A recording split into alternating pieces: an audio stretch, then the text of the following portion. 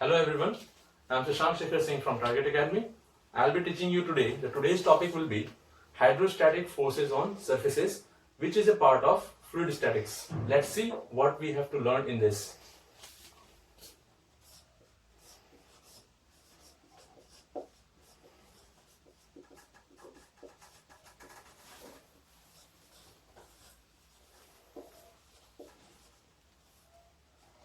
First of all, we will pay attention to what this topic is all about. If you see closely, this topic can be broken into many other words. Hydrostatic forces on surfaces. First of all, we shall concentrate on the first word actually, that is hydrostatic. What do you understand by hydrostatic? Hydrostatic. As I said, this is a chapter of fluid statics part. So hydro means the fluid which is in liquid form, that is liquid. This liquid can be anything, whether it can be water, it can be oil or anything. The liquid when at rest, static means rest. The liquid when at rest, it exerts certain amount of force on surfaces, this force, and this such kind of force is known as hydrostatic forces. So we will look into what kind of surfaces we are studying about, what are the different types of surfaces which will be included in this chapter. Also we will see that what are the surfaces and what kind of forces we will study under this subject, which is included in GATE syllabus. So under hydrostatic forces, we shall first study about two laws that governs fluid statics. First law is Pascal's law.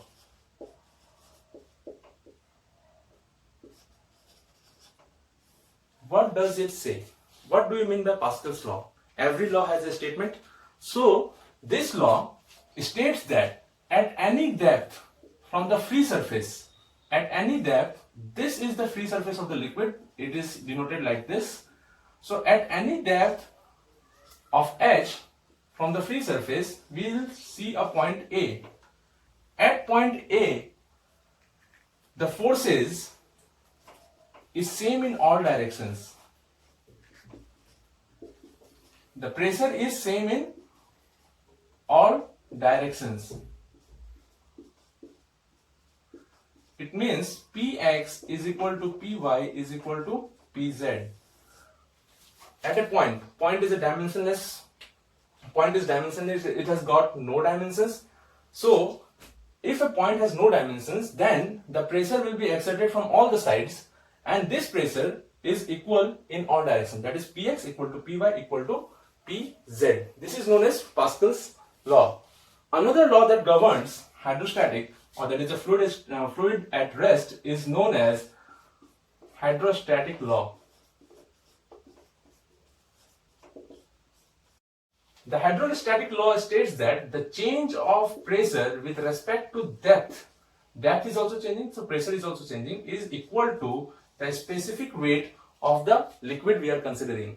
So specific weight is given by mg per unit volume of that liquid. Now mass of that liquid, volume of that liquid, and g is the acceleration due to gravity. As you know, g is equal to 9.81. So m by v, I know, that is mass per unit volume, gives us density into g. This is specific weight. So density of that liquid where we are trying to, about which we are studying, is that density, and this gives us a specific weight of that particular liquid. Hence dp by dh is equal to rho g. Clear? Now using this, we will calculate what is the amount of pressure at a particular depth inside the liquid, and also to for an important information, the depth and height are always measured perpendicularly from the surface. So depth, when you are measuring, it should be perpendicular to the free surface, and if you are measuring height, that is altitude, it should also be measured perpendicularly from the surface. So do not confuse in this particular thing that what is depth or what is height or what is altitude. It should be measured perpendicularly from the surface of the liquid or surface of the ground. That's it. Now we shall use hydrostatic law to find out what will be the pressure inside a liquid.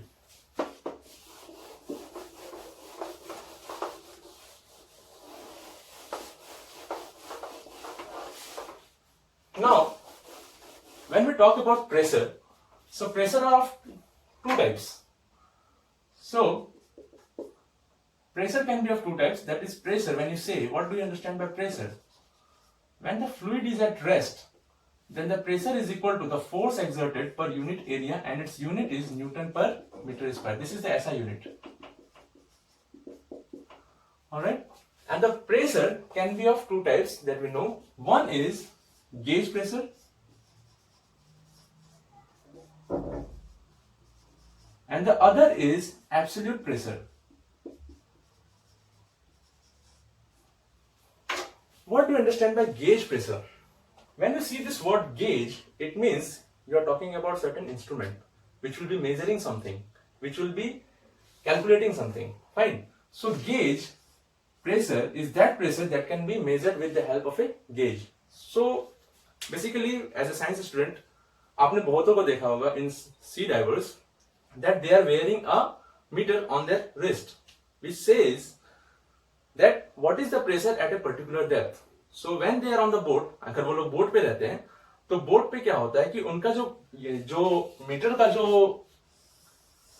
Indicator है वो 0 पे रहता है. And when they dive into the ocean, this meter rises, this meter goes up and shows the particular pressure at that particular depth. Alright. Why is it 0? Why is it 0 in the initial? Why is it not showing anything when they are on the boat? वो लोग atmosphere में है, तो pressure को कुछ major करके दिखाना चाहिए था, right? But it doesn't happen because gauge pressure.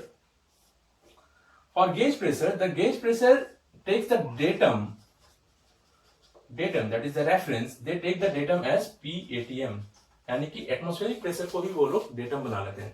So whatever the pressure will be measured, in that case it will be measured using what? The reference as pressure, atmospheric pressure. So जब reference होता है, कोई भी reference हम लोग लेते हैं, जैसे ग्राउंड को ले रहे हैं अभी रेफरेंस, तो मेरे लिए ग्राउंड हाइट कितना पे है? 0 पे है. In similar way, when we are taking this pressure, this datum, that is the reference as pressure atmospheric, that pressure ATM will be calibrated to 0 in this indicator. That's why the pressure is 0 before they dive into the ocean. Fine.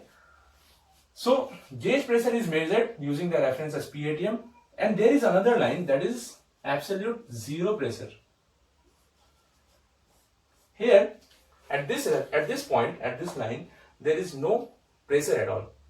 So when we measure this point, that is A, using this as the reference, this line as the reference, then we get P absolute. And whatever this P we get, this is P gauge pressure. Now you can see that when we want to find out the absolute pressure at any point, you see, this is the absolute pressure. Now this absolute pressure can be broken into two parts, that is the atmospheric pressure plus the P gauge. यानी कि this absolute pressure is equal to P ATM at that particular location plus P gauge. In GATE examinations, in GATE question paper also, you will be asked to calculate the absolute pressure. In that case, you first have to know what is the atmospheric pressure in that location, and you add the gauge pressure in it, and you will get the pressure absolute. Fine. Now let's go back to the hydrostatic law, and then we shall calculate the pressure at a particular depth. Fine. So whatever the pressure that we measure, these are all gauge pressure. And in any particular location, if we have to measure atmospheric pressure, if you have to measure the absolute pressure, then we will calculate the atmospheric pressure first, and then we will add that atmospheric pressure of that particular location to the gauge pressure, and we will find out the absolute pressure. Now, the hydrostatic law states that the rate of change of pressure with respect to depth is equal to specific weight, and we have seen that specific weight is equal to mg by volume, which ultimately is rho g, because m by v is our density of that liquid. Fine.